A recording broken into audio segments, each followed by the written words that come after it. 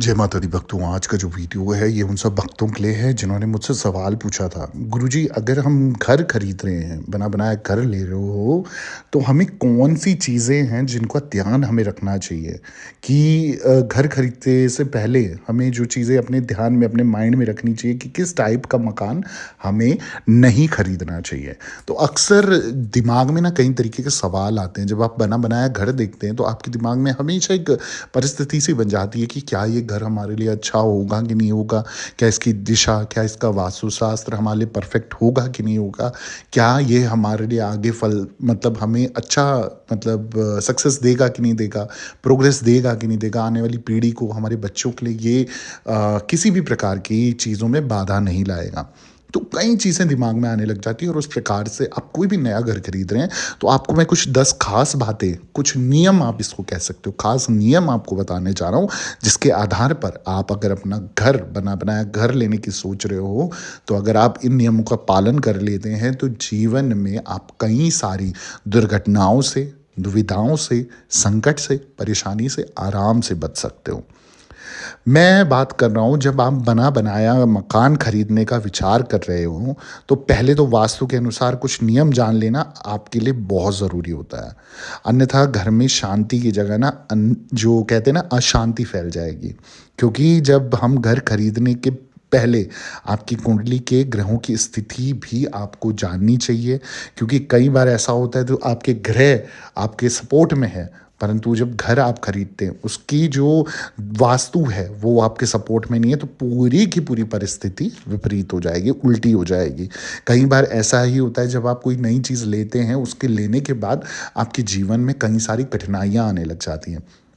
चाहे वो कोई मशीनरी आइटम हो, चाहे वो कोई आपने ज़मीन ले रखी है, आप चाहे मकान बना रहे हो, कोई भी चीज़ आप नई शुरू करते हैं, खरीदते हैं समय आपको देखना चाहिए।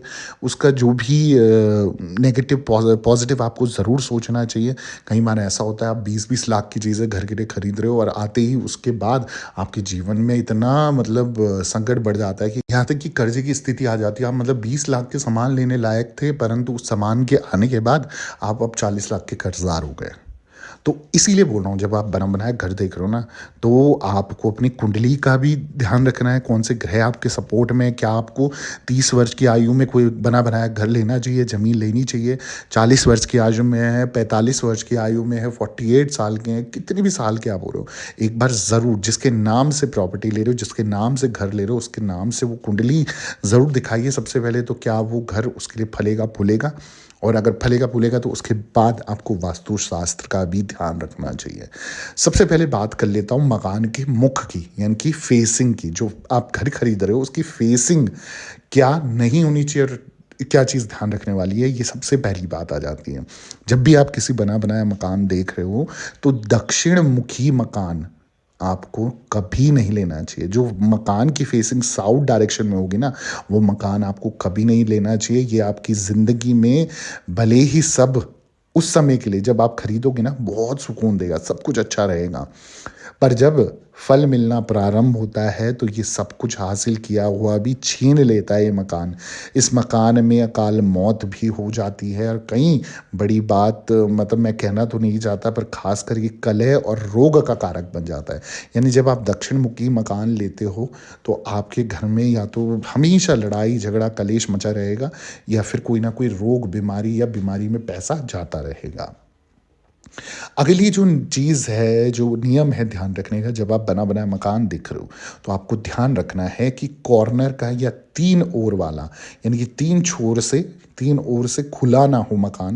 यानी कि जिस मकान पे आप रह रहे हो, कॉर्नर का अगर मकान है और उसके आपके आजू-बाजू 3 जगह से वो खुला है और 1 जगह से ब्लॉक, यानी जैसे सीधे शब्दों में बोलूँ तो नुक्कड़ या 3 तरह से खुला हुआ मकान कभी भी ठीक नहीं होता है।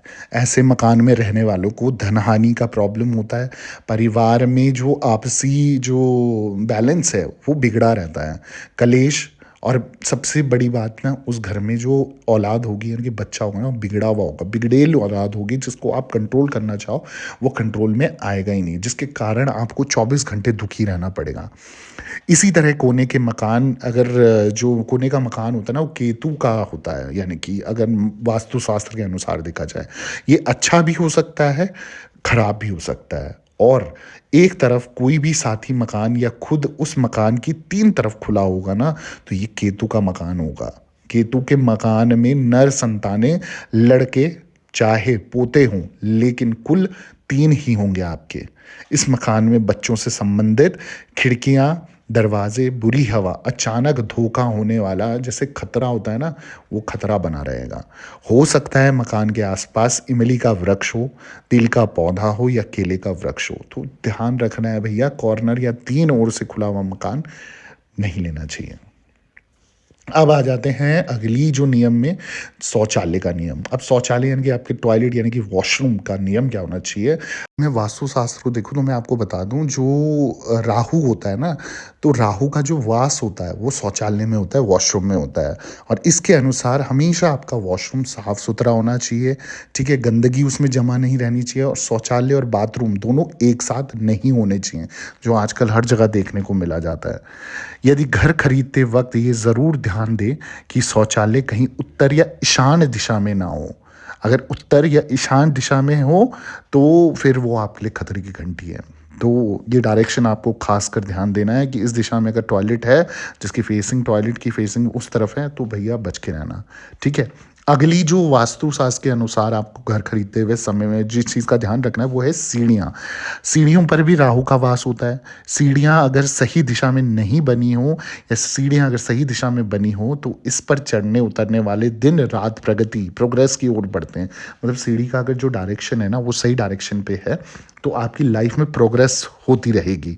सीढ़ियों का प्रत्येक जो पायदान है, यानी कि जिन सीढ़ियों पे स्टेप्स जिन्हें बोलते हैं, उन पे आप जहाँ पैर रखते हो ना, वो हमेशा इक्वल होने चाहिए। जैसे बनाए हुए पायदान ना, मतलब इक्वल जो उसका जो नाप तोल होना चाहिए वो इक्वल होना चाहिए। ये हमेशा आपको ध्यान रखना है, अपने ठेकेदार को भी बोल के रखना है इस चीज़ के लिए, ठीक है।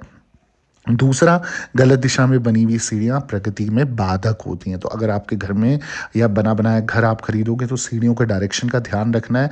गलत डायरेक्शन में अगर सीढ़ियाँ हुई तो फिर आपकी लाइफ में जो है नीचे ही उतरते जाओगे, ऊपर नहीं चढ़ पाओगे, ठीक है। और एक चीज़ और ध्यान रखनी है, सीढ़ियों की जो संख्या होगी, यानी कि स्टेप्स जो काउंट होंगे आपके, जिन सीढ़ियाँ आप बनाओगे उनकी जो संख्या होगी ना, वो विषम संख्या होनी चाहिए, यानी कि ऑड उसमें डायरेक्शन में होनी चाहिए, ऑड काउंट होना चाहिए उनका।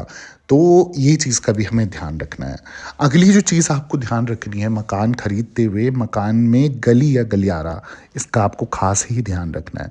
मकान के दाहिनी और बाईं या पीछे कोई भी गली हो तो उसे बंद नहीं करना है आपने। वहाँ खेती या बागबानी भी नहीं करनी है आपने। गली में किसी भी प्रकार का अवरोध आपको डालने से क्या होगा, संतान के भविष्य यानी कि फ्यूचर पे बुरा असर पड़ेगा। यदि कोई गली किसी कारण बंद करनी ही पड़ी आपको, एक उपाय आपको हर साल करते रहना पड़ेगा, जैसे कि हर वर्ष आपको 5 किलो साबुत उड़द लेनी है, और जो बहता हुआ पानी हो, जैसे झरना हो, कहीं से बह रहा हो ना पानी, उस पानी पे आपको जो 5 किलो साबुत उड़द आपको बहानी है, ठीक है। ये साल में एक बार आपको ज़रूर करना है। अब जब हम बात कर रहे हैं वास्तु दोष की, तो उसमें हम किचन भी हम ध्यान रखेंगे। किचन का वास्तु दोष क्या कहता है मैं आपको वो भी बता दूं। अगर जो वास्तु विज्ञान हम टेक्निकली हम इन चीज़ों को देखें, तो उसके अनुसार रसोई घर अग्नि कोण में होना बहुत शुभ फलदायी होता है, ठीक है। इस दिशा का जो स्वामी जो होता है ना, वो शुक्र ग्रह होता है। किचन यदि आपका अग्नि कोण में नहीं है, तो इससे क्या होगा, घर में रहने वाले लोगों की सेहत, खास तौर पर महिलाओं की सेहत, विपरीत प्रभाव पड़ता रहेगा। अन्न और धन की हानि होती रहेगी। इससे पाचन संबंधित अनेक तरीके की बीमारियां, पेट से रिलेटेड बीमारियां आपको रहेगी। और जहां किचन में, वहां पर हवा और प्रकाश का जो रास्ता होता है ना, इनकी क्रॉस वेंटिलेशन जो है, आपको लाइटनिंग भी होनी चाहिए और वेंटिलेशन भी प्रॉपर होना चाहिए। इससे आसान जो मतलब आपकी लाइफ के रास्ते हमेशा खुले रहते हैं। और वास्तु के मुताबिक भूल कर भी घर की दक्षिण पश्चिम दिशा में किचन नहीं बनाना चाहिए। अगर आपका किचन दक्षिण पश्चिम दिशा में है, तो वो आपके लिए बीमारी का सूचक हो सकता है, और भी कई कठिनाइयां लाइफ में ला सकता है। किचन आग्नेय के अलावा उत्तर और पश्चिम दिशा में भी आप बना सकते हो, वो चल सकता है मतलब, ठीक है। परंतु जो दूसरी दिशा मैंने बताई, दक्षिण पश्चिम दिशा में नहीं बनाना है।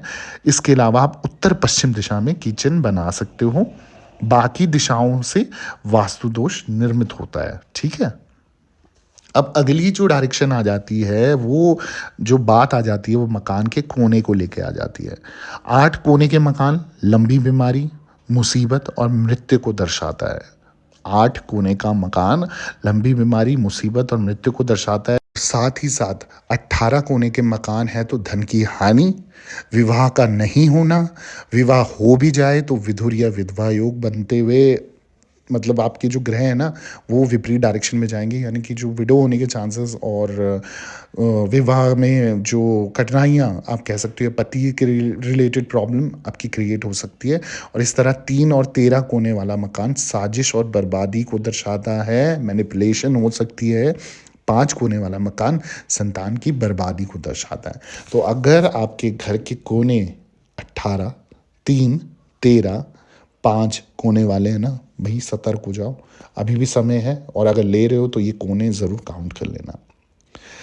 अब मकान के आसपास क्या नहीं होना चाहिए वो भी मैं आपको बता दूं।